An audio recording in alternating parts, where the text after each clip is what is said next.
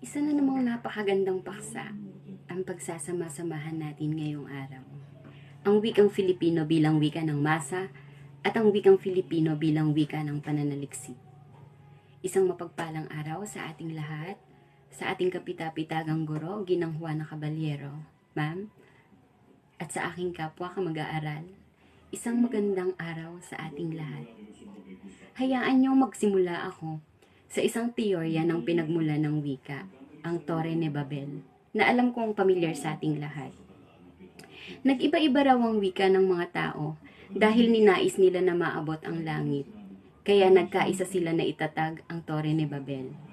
Ngunit hindi nasiyahan ng Panginoon, kaya bilang parusa, binigyan niya ng iba't ibang lengguwahe ang mga tao upang hindi sila magkaintindihan at matigil ang plano. At isa ang bansang Pilipinas sa naparusahan, tayong mga Filipino.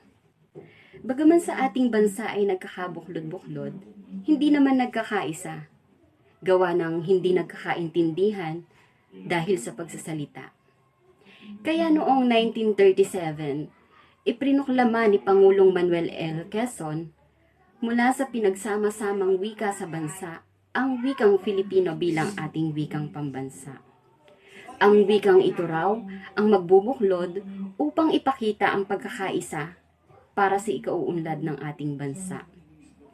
Ang isang Ilocano, ang Bisaya, Chabacano o Bicolano, kapag pumunta sila sa ibang bansa, ay gagamitin nila ang wikang Filipino upang ipahayag ang kanilang damdamin, ang kanilang kaisipan at ang kanilang saloobin na naging epektibo naman.